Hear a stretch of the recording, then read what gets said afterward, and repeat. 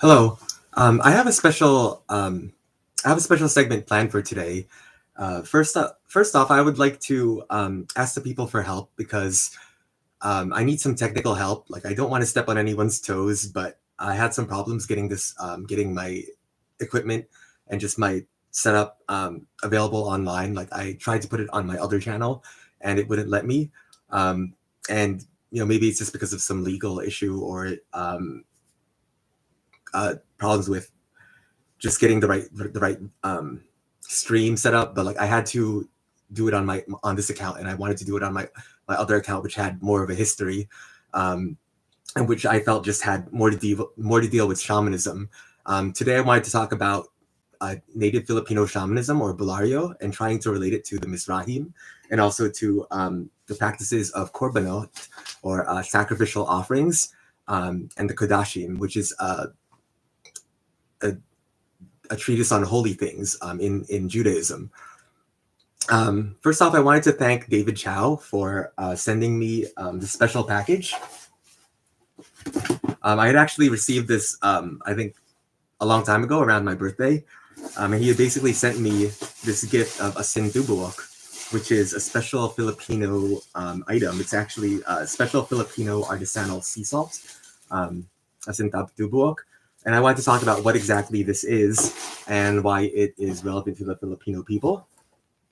And it was a birthday gift, like a very late birthday gift. And I'm just opening it now because I find it, because it spoke to me recently. Like, I have been going through some personal fears, and this subject, this gift from my ancestors, was part of how I got over it. And the Singtubuok, it has to deal with the story that's related to the Hudhud Hudhud ni Alaguyon. And I'm just going to open this right now.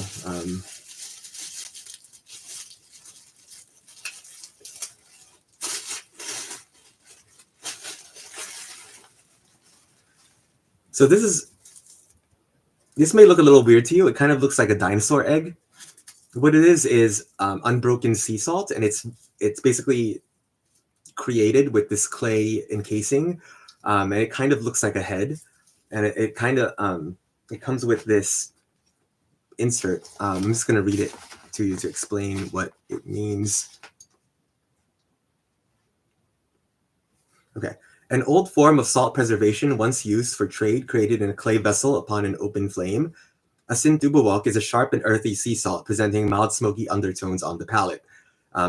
So it does have to do with culinary uses, but it also has a special spiritual significance. Coconut husks are soaked in seawater for months, then sun-dried. The husks are slowly smoked with local hardwoods of mango and mahogany, creating a coconut charcoal combination. The activated charcoal is then used to filter seawater, which is roasted in clay pots until salt forms into a solid dome. The fire and heat must be controlled so the clay pots do not break or get too hot.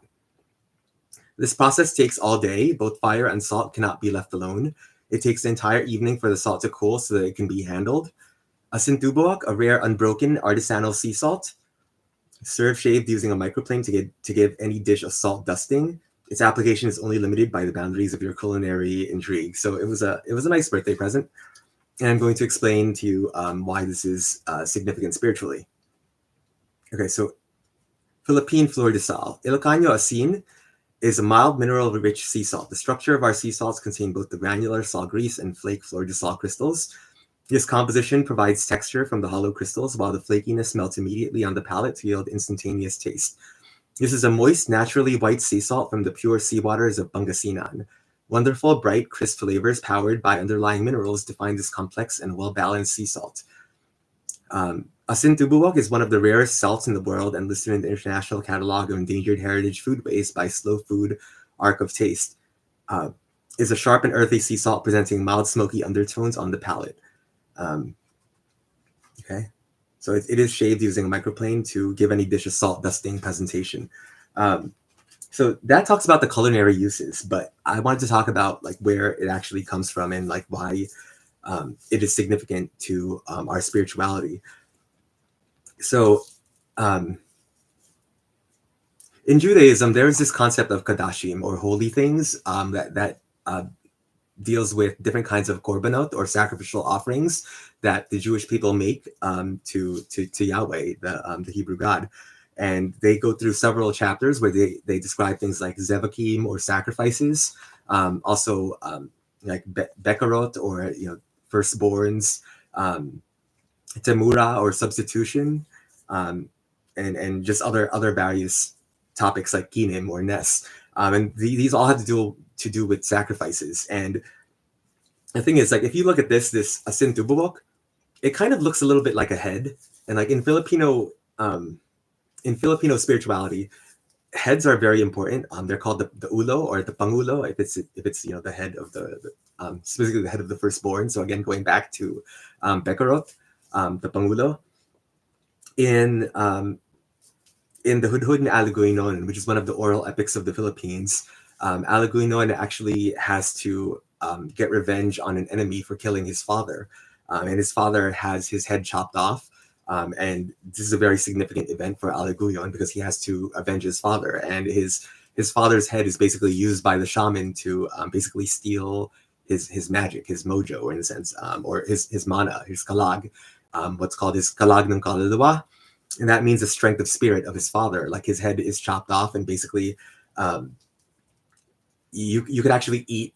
Well, you could eat food off of the victim's head, or you could use it as a wine cup, as the ancient Filipinos used, because the ancient Filipinos were headhunters, and it wasn't just enough to chop off someone's head. You basically could use it to steal their mana or their kalag ng kaluluwa. And so Alaguinon had to basically avenge his father and win back his kalag. And the thing is with the Asin Tibuok, like it kind of looks like a head. It's shaped like a head, and I think they do this on purpose. Like on the inside is basically this whole unbroken sea salt, and it takes a long time to create. They filter it through coconut husks and other kinds of plant material, and it takes all day to basically get the salt to form into one solid mass. And they put a clay covering over it. And this is basically what they used to use to sell salt to the other Filipinos. And this is a tradition in the Pangasinan and the Ilocano regions. And before they had table salt that was available for culinary uses, this is how they would transport the salt to other people. And it also had a spiritual significance. In shamanism, there are these three forces that I call them, the active force, the receptive force, and the neutralizing force, or the alawen, the kapwaren, and the patawaren. Those are the names that I attributed to them. So the active force is alawen, which means to do things the right way. Like it also means a return. The receptive force is kapwaren, which means compassion and empathy, and basically to be receptive, to listen to other people and to listen to the spirit world. And the third force is the neutralizing force, or patawarin. So patawag is a specific kind of prayer that Filipinos use for redemption, to ask God for forgiveness. And that's associated with the neutralizing force. Now, asen, or salt, is associated with the neutralizing force. So it's neither the active force or the neutralizing force, which is kind of male and female, but it is the neutralizing force, which is associated with batogin, or with the bakla, with the third gender of the Philippines, before the Spanish came. And it is particularly useful because asen is useful for neutralizing spirits. Like if you're clairvoyant or schizophrenic, or just particularly sensitive to the emanations of the spirit world, like you may be bothered by these aberrations in your dreams in the world of Mayao and in the spirit world. And if you believe in this stuff, like if you really take it to heart and really internalize it, there are all sorts of rituals for banishing these negative entities, and a lot of them has to do with the neutralizing force, of which asen, or salt, plays a key role. And all these forces, they're not just chemicals, they're not just mineral anito, they're also considered to be spirits, and there are different ancestors that are associated with them. And specifically with Asin Tibuok literally means unbroken salt, but like Tibuok also sounds like buhok, like hair or like head. And as you can see, it's shaped like a head. So this is kind of shaped like the head of the salt anito, the head of the salt mineral, the mineral anito. So an anito is one of the spirits that we work with in Filipino shamanism.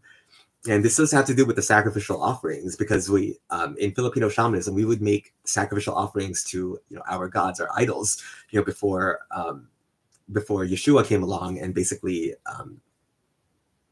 purified our faith, and, like, you know, directed us towards the one true God, which is Yod He Vav He, or Yahweh. And as you can see here, like, it looks like a head, and, like, this is the unbroken sea salt, but it has this clay covering over it, and basically you're supposed to take shavings off of it and put it on your food, and this can purify the food. You could also use it in rituals to purify your rituals and, like, remove negative energies and try to banish spirits from it, because Asen is part of the neutralizing force, part of Patawarin, the neutralizing force. And in a sense, this is the mineral Anito. This is the Asin Tibuok. It's the neutralizing spirit that is associated with the Kabunian, with the Redeemer. And by sacrificing, in a sense, by sacrificing the Asin Tibuok instead of, like, a real living person, you can have a substitution. So this does go back to the zevachim. The zevachim means sacrifices that were done in the temple when it still stood in Beit HaMikdash. But it specifically has to do with the temurah. Temurah means substitution. So when you're sacrificing one thing in place of another, like, say if you were sacrificing, like, a cow instead of a person, or let's say if you were sacrificing a female cow over a male cow, it goes back to the subject of temurah, or substitution. Now in this case, you're essentially saying that you're going to substitute, the Asin Tibuok over sacrificing a person, which is a significant substitution in Filipino shamanism. So it is associated with making something good again, with redeeming it in a sense. And it's not, there are various laws that govern this, and, like, I think it's really interesting that the Jewish people, like, actually codified these laws and, like, actually wrote down, like, what substitutions could be used in place of another. With the Filipino people, like, it's mostly been lost. Like, we did write it down, but it's been lost throughout history because our writings were burned, and our writings just didn't last very long in general. And I'm gonna try to open this, but okay, I can't actually show you. Like, it's rather hard. In order for me to take a shaving of this, like, I would need to use, like, a knife or a wooden mallet of some sort. But I could use this I could take a shaving off of the top of the tubuok, the top of the head, to try to neutralize a spirit, let's say.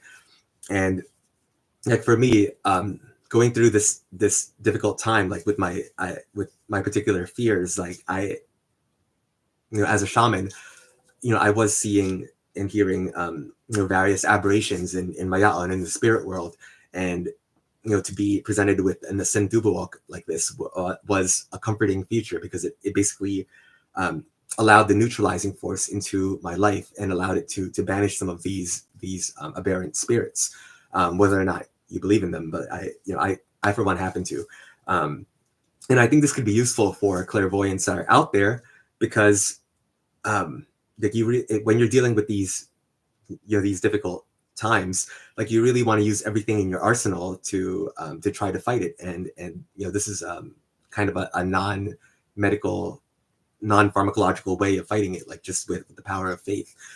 And it does have relations to the Jewish faith as well. It's just, I think the study of Kodashim, or Kodashim, or which is a short for Kodashim, or holy things, shed some light into these ancient practices of making sacrifices, or zevachim. And yeah, it is also interesting, because in when Filipinos make offerings to our ancestors and to our various spirits, our various nature, well, now they're idols, but various ancestors and entities that that may be troubling us and adding turmoil into our lives. Like, you do want to make an offering, but you would want to consult with the shaman first to see, like, how your offering would be taken. And you also want to consult with like a manghuhula or a seer, who could direct you in like how to prepare your particular sacrifices, and see if it would be accepted by by that particular entity. Like I don't want to get too deep into the technicalities of it, because a lot of this stuff is rather ancient, and I don't know if we would necessarily need to have that level of detail. But it is, I think it is a fascinating topic to study, because it kind of lets me see the universality of religion, and how it can cross these cultural boundaries, and how it really applies to all of us. And this has been a very particularly difficult time for me, and I wanted to thank David Chow for sending me this this token from my own heritage. It was a very thoughtful gift, and I also wanted to thank Chana. I'll leave her last name out, for basically giving me the peace of mind, and strengthening my soul. She had created this video talking about fear, and just the particular fears that Moshe and Aharon had when they were facing Pharaoh during the Mizrahim. Because as you know from stories in the Old Testament, or the Torah, Moshe basically had to confront Pharaoh about letting his people, the Israelites, go from Egypt in the Mizrahim. And Pharaoh's heart was hardened, and he basically was not affected by Moshe's words. And so Moshe had to cast the 10 plagues of Egypt on him, and on the land, on Erez, the Erez Mizrahim, or the land of Egypt, in order to show that he was aligned with the one true God, and that and basically to show Pharaoh the truth, that he had to let the Israeli people go, or else God would wreak havoc on the land. And it was a very powerful statement, because a lot of these plagues, I think, still have relevance in today's world, because it's really about truth, and whether or not you believe in it literally or symbolically, it really is about showing the people what is true, and like what cannot be hidden. Like when the first of the Mizrahim, dam, or blood, is about basically the killing of the Hebrew firstborns, by the edict of Pharaoh.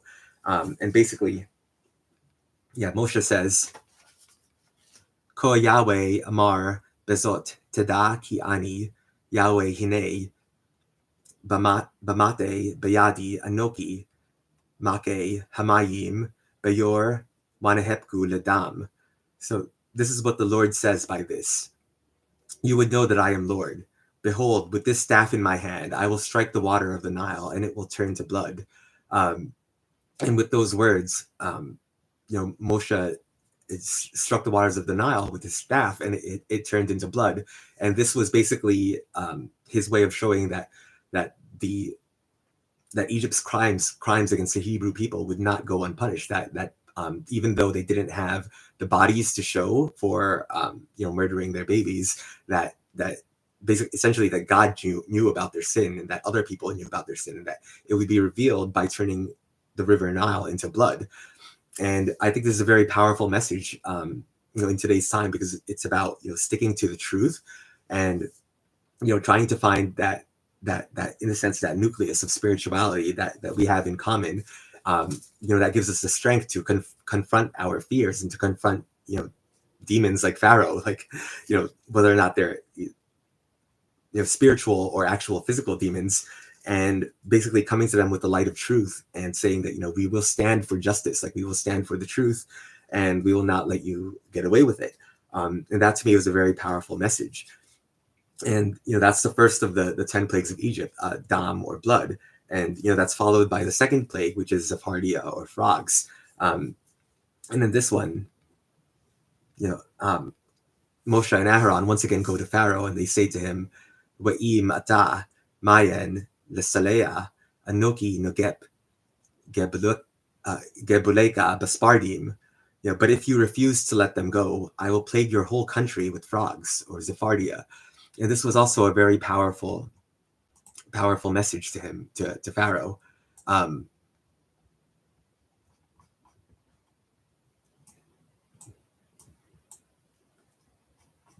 Sorry, give me a second here. I'm just trying to get my notes in order.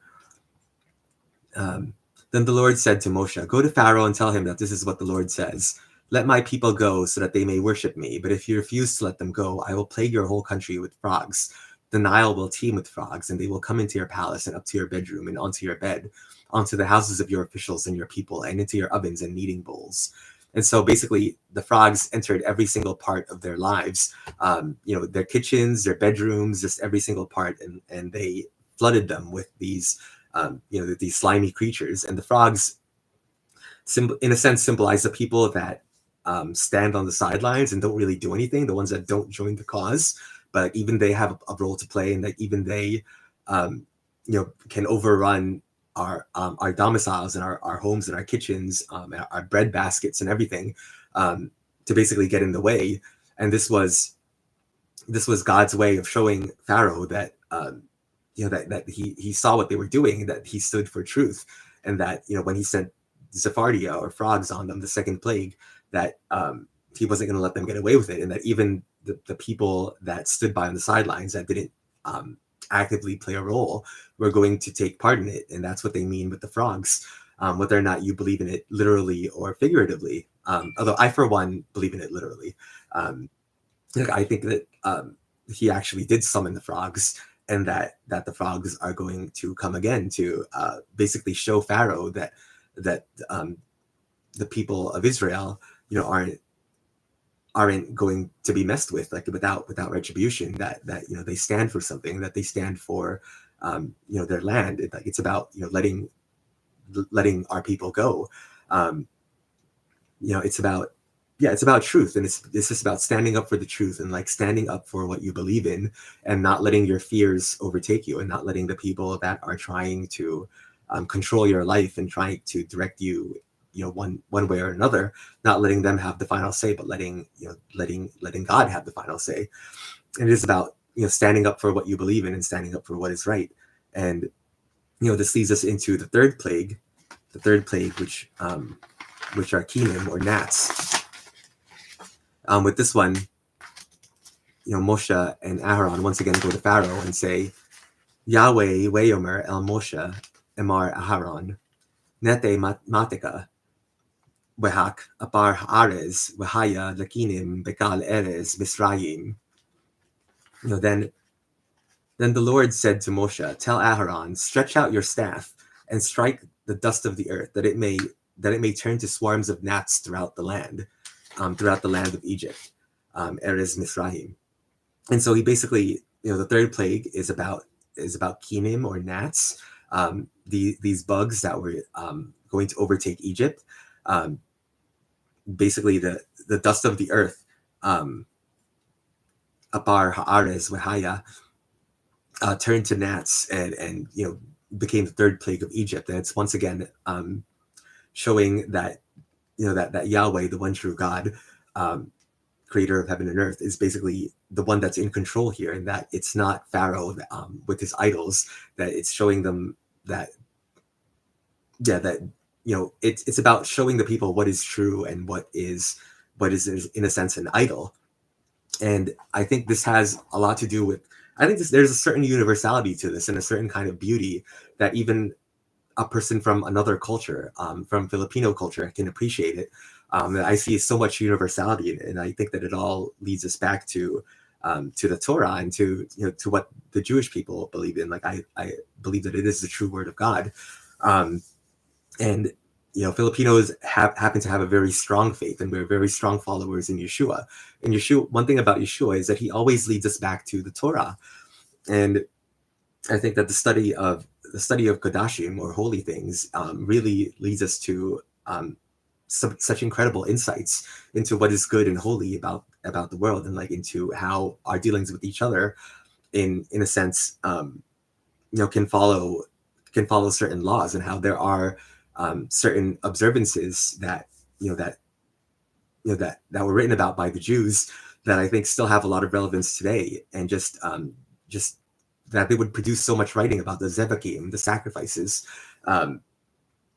It really is a great model to go by, and like I it's something that I really would like to study. I would love to study in a yeshiva one day, and one day to join my beloved, who's also a scholar of that particular religion, and just with the gnats, like it shows us just that that God had power over even the very smallest creatures, and that even they could be used for good, for showing Pharaoh, that the Jewish people will not be messed with, that that they stand aligned with Yahweh, and that they can, they deserve to be freed.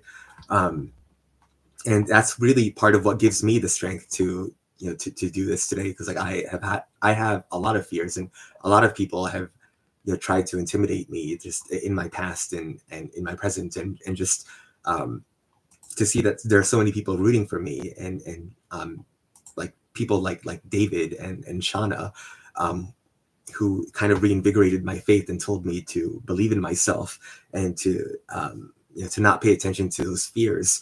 Like that was a really inspiring message, and I thank you for it.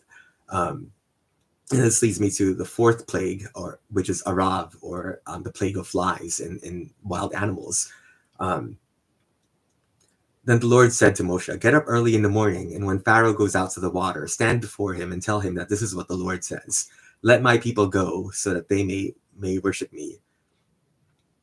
Ki im eneka amim mesalea maslia he'arob beka uba abedika ube amika ube batika bate misrayim wegam ha'adama hem umaleyu he'arab.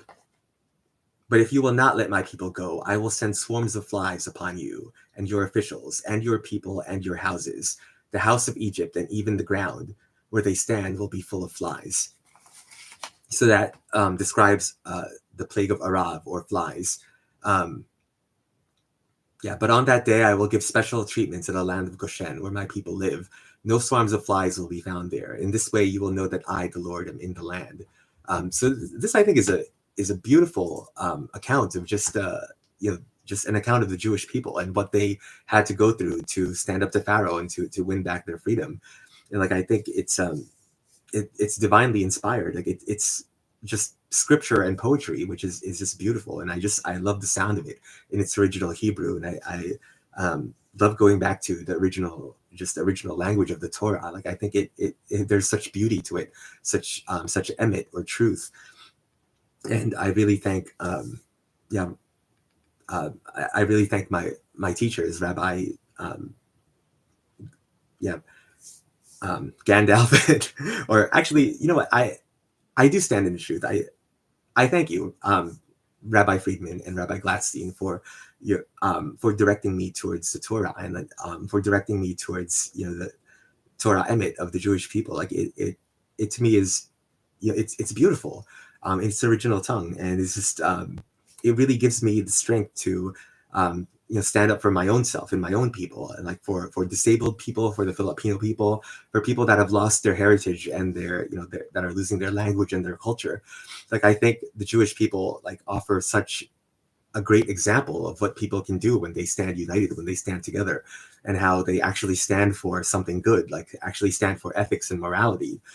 Because when God gave the Torah to Moshe on Mount Sinai, that was the moment when that was the moment when ethics and morality entered the world, with the giving of the Torah on Mount Sinai. And it's just, the poetry of the Torah, just it's the beauty of it in the Hebrew language is timeless, and is universal, and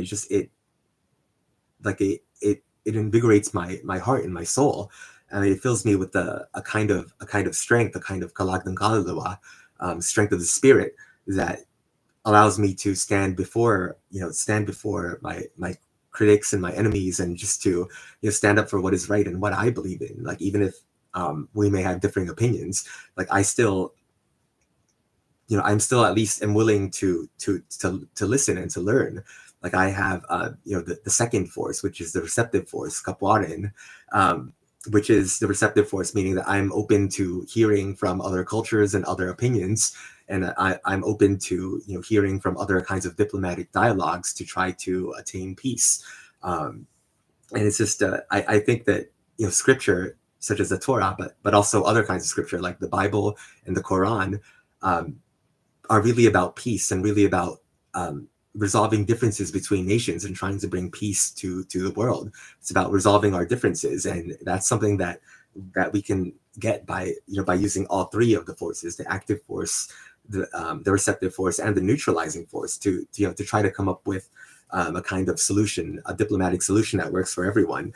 And just reminding me of the the neutralizing force, like it, there are certain rules that the atang also go by. Atang is Filipino for offering, so it is basically like the zevachim or the korbanot of the Jewish people. Like when Filipinos make atang, they typically don't typically don't add asin or salt to it, because it drives the spirits away. It drives the anito away, and like some of those anito are our ancestors, and some of them are beneficial spirits, from nature, just from scripture, or possibly even jinn, that are meant to protect us, and we call upon them for aid, just like we call upon our ancestors for aid, and for to strengthen our resolve, our strength, our kalagdang kaluluwa. And so when we make these offerings to our ancestors, we typically don't add salt to it, because it would it would drive those very anito, or drive those ghosts away. But in this case, with Asin Tibuok, like you're actually calling upon the mineral anito of asin or salt. Like you're calling upon salt itself. So in this case, like you would add salt to it, because it is that salt anito, that mineral anito that you're calling on. And it's just like it's a pity that my people never really wrote this down. And it's something that I would like to write about one day, like writing about the practices of my people, my culture. And it's something that I would like to relate to the Kodashim, and the korbanot, of the Jewish people, because I think that they offer a kind of template that is useful for other cultures to follow, just in terms of like what things we could substitute for the other. Like in this case, like my people used to sacrifice our enemies. Like we used to sacrifice living human beings, our enemies, to our dark gods. We used to sacrifice them to Lelahon, to who is Lilitu, another, which oddly sounds a lot like Lilith. And she was one of our dark gods. She was also a volcano goddess that we worshipped, and we sacrificed a lot of people to her. But with the coming of the Kabanian, with the coming of the Redeemer of Yeshua, in my estimation, Yeshua offers us a different kind of a substitution, a different kind of temurah, in a sense, for sacrificing one thing in place of another. And in this case, it's like sacrificing the Asin Tibuok over a living, human being, and that would be an act of good, because now you're not sacrificing someone who is innocent, or someone that is like a real live human being, but now you're sacrificing an anito, and you're sacrificing in a sense, your time and your resources towards studying something that is ancient, something that is holy, something that is of the Kodashim, or the holy things. And that's just one thing another parallel that I find between the Jewish faith and the ancient Filipino one of shamanism. Okay, and after the fourth plague of flies, or arov, came the fifth plague, which is devar, or pestilence. Okay, and I think this will be the last one that I'll talk about. I'll save the other plagues for another video. Okay, then the Lord said to Moshe, "Go to Pharaoh and tell him that this is what the Lord, the God of the Hebrews, says. Let my people go so that they may worship me. But if you continue to restrain them and refuse to let them go, then the hand of the Lord will bring a severe plague on your livestock in the field." And he says,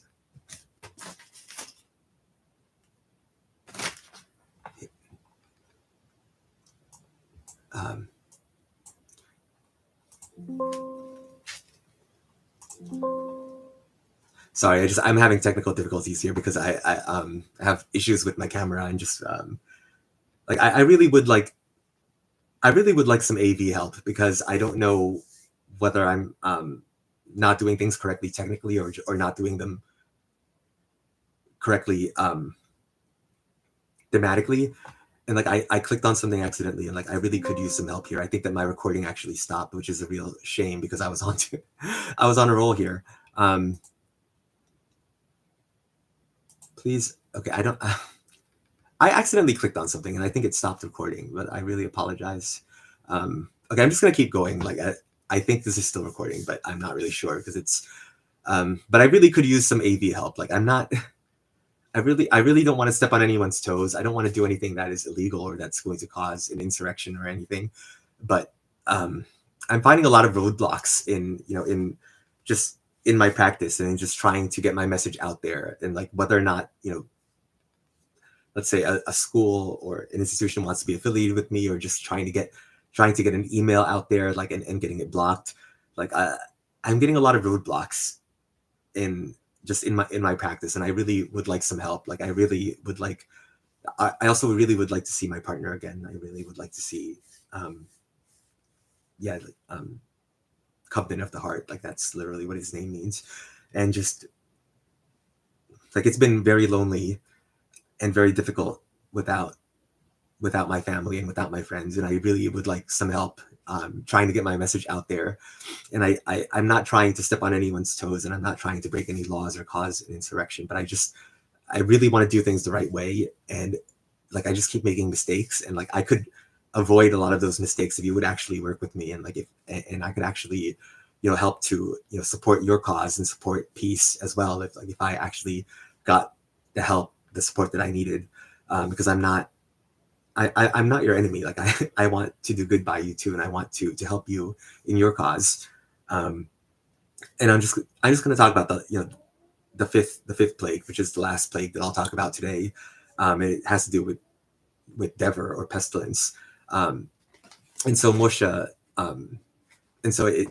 Moshe says to Pharaoh once again, Hine Yod Yahweh Hawya Kabed Deber Bemikneka Basade Basusim Bahamorim Bagemalim Babakar Ubason. Then the hand of the Lord will bring a severe plague on your livestock in the field, on your horses, donkeys, camels, herds, and flocks. So this is the fifth plague of Dever or pestilence. And I had the actual quote here.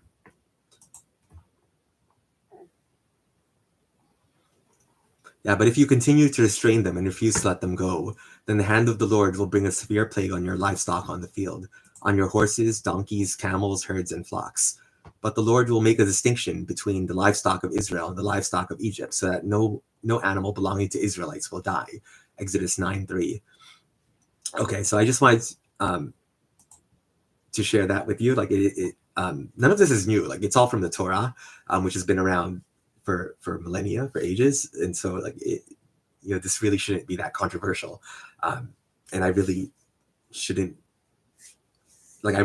be censored, I think, because I'm just reading from the Torah, and I'm just reading things that have been available for a long time already, and I'm just trying to offer my own take on it and my own Filipino perspective on it, to try to relate it to my culture as well, to try to make it relevant to both of our cultures, because it is relevant. Like it is a universal topic, and like it is something that has relevance for other people, that whether or not they're Jewish, or are interested in Judaism, or just are interested in the message of Yeshua, of bringing peace to the world. And I just kindly ask that I not be censored, that I be given a chance, that I be given a chance to get my own message out there, because I'm trying to like Abraham, I'm trying to cross that river and trying to make peace between our nations. Like I believe that the Philippines and Israel are morally and spiritually aligned, that many of our goals are the same, and that we could use each other's help. I believe that it was my destiny and my my role to cross that river, and to form a bridge from my nation to yours. And I stand with Israel on many topics. Like I believe that they should let the hostages go, like of Israel and of Palestine, that there should be peace between the nations, that Israel deserves a chance to to live, to exist, that the Jewish people need to have their own home. They need to have their own state. Like Israel is the only country that is exclusively theirs. And I think that it was already promised in the Bible. It was already promised in the Torah to the Jewish people. And like I don't want to step on anyone's toes. Like I want there to be a lasting peace between Israel and Palestine. And like I believe that the Israelis and the Palestinians should have a home, and that maybe, maybe that home can be, under God one day, like under the same, maybe one day, those, maybe one day all of us could live together in peace and harmony. And I'll just leave it at that.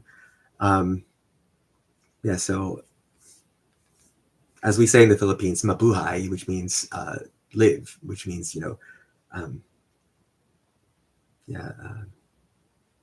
Zaro Bakayan, our children live on, mabuhay, to life, lakayam, to life. So thank you for listening to me. And I wish you peace, shalom, and assalamu alaikum. Till we meet again.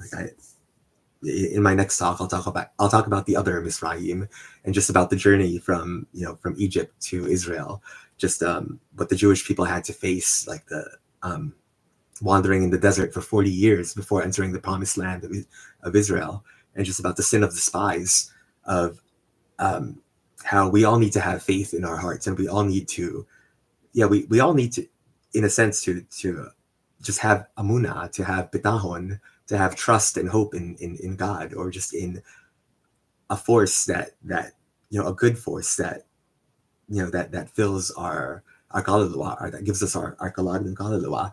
And this Asin Tibuok, to me, like it's about, to me, this is about Yeshua. Like it's about someone who made the ultimate sacrifice for for our people, for all people, someone who gave up his own life, the Son of God, the Redeemer, ang kabunihan namin. It is about the neutralizing force, ang patawarin. So patawag means to redeem. So it is about the Redeemer, the kabunihan, which is the ancient Filipino concept of the Redeemer, which is actually a pre-Spanish concept that we had. Before Magellan even came to our shores, we had this concept of the kabunihan, of the Redeemer, and he to me represents the patawarin, the neutralizing force, the redeeming force, and that Asin Tibuok is just one of the manifestations of that kabunihan of the Son of God, of Yeshua. Whether or not you believe in him, like it is about it's about relating my culture to yours, relating one faith to another, and it is about the Kodashim, this concept of studying our holy things and the various laws that govern them. It's just one another thing that I find interesting is that I happen to be very interested in birds. In herons and cranes and partridges and turkeys, and just like there's this one other chapter in the Kodashim, which is about the kinim, or nests, and nests are about birds, and about specific holy birds, and there were also birds that were sacred to the Egyptians, to the Misraim as well, like the ibis, which is another, the ibis, which is a holy bird that they would mummify, and store with their pharaohs and their various rulers, just to lend to you the idea of certain birds being holy. And like Polish people used to venerate storks, which they would pay tribute to them. They would give them like their own kind of offerings to honor the stork spirit. And just like in Christmas, we in the 12 days of Christmas, we talk about the partridge in a pear tree, and like that partridge to me is kind of a symbol of Christ, of the Redeemer. And even in Filipino culture, we have various birds that are important too, like the heron and the crane wife. We have various stories about, and just various bird maidens. Like we have all sorts of stories about magical women, like the Sirena and the Lamia, but also the crane wife, which is a prominent story in Filipino and also in Japanese folklore and mythology. And just that the Jewish people wrote a chapter about kinim, or nests, I think is significant, because a lot of birds were considered to be holy, and like I'm going all over the place. I'm sorry, but like if I had someone to help me with these videos, I could probably stay on track more. We're just recalling another Rebbe Nachman. He wrote about the Turkey Prince and about he wrote about the Turkey Prince, which I think a reference to disabled people and a reference to schizophrenic people, and just being able to speak from one language or one culture to another, and being able to relate to another people, and just like the way I see it, like all of this stuff is related, and that it's all about the kinim. Kinim are nests, and just all goes back to the Kodashim, just consideration of holy things. And in Judaism, there is also this particular mitzvot about a mother bird and her eggs. Like in this particular mitzvot, it says that if you find a mother bird with her eggs or her fledglings, and you want to take them, the mitzvot is to drive the mother away before you take her eggs or her fledglings. And this is a particularly strange kind of a mitzvot, because like I think it's supposed to make you think about just the nature of the family and of the mother in general. That if you're going to shoo the mother away in order to take her eggs, then it just makes you think about the role of the mother in the family, and just a mother sacrifices everything for her young, for her fledglings. And I think that on one level it is about just performing the mitzvot, but I think it's supposed to cause you to think about it on a deeper level, and that if you really consider it spiritually, that you'll just let the mother and her eggs go, that you'll just let you'll just leave the eggs and her nest, her kinim, unmolested, because it is about the sanctity of life, and just about honoring the mother and what she sacrifices for her children. Like in a sense, it is about the seshina, it's about the divine presence, and just letting her go with her fledglings. Like it's about the galut, which in Filipino means eggs, and like it. To me, it's all related, and it's a very fascinating topic of discussion, and something that I would really love to go into more detail one day. Just like I would love to study at a yeshiva one day, and one day also to see my beloved again. So just with that, like I offer you this prayer of just universal peace, and just to give other people a chance, and like let them listen to them, because it is about the three forces of shamanism: the alawan, the active force; kapuaran, the receptive force; and patawaran, the neutralizing force. So once again, I'd like to thank David Chow for sending me this Asin Tibuok, and also I'd like to thank Shauna for helping me to strengthen my resolve in my own self and in my own spirit, my own kalagnang kaluluwa, to help me to overcome those fears. Like I think Jewish women are really a strong force, in that we can learn from each other, and like across genders and across cultures can learn from one another. That I see Jewish women as being very strong, and as really making a very important contribution to society. From everything from the Misraim to the Kinim or the Nes, and again thinking about that mitzvot, to please honor your women, and honor your mothers, and our sisters and daughters. They played a key role in keeping Israel alive, and allowing us to escape from Egypt. And just again with the Seshna, a mother sacrifices everything for her young, and I think it's not about performing that mitzvot per se. Like it's not about performing that mitzvot to the very letter, but it's about honoring just that sanctity of life, honoring the sense of life, of allowing a mother to take care of her young, and in a sense, like giving life to the next generation. So with that said, mabuhay, Zaro Bakayim, his children live on. Lakayim to life. Assalamu alaikum. Shalom alaikum. Salamat po. Lakayim to life. Mabuhay.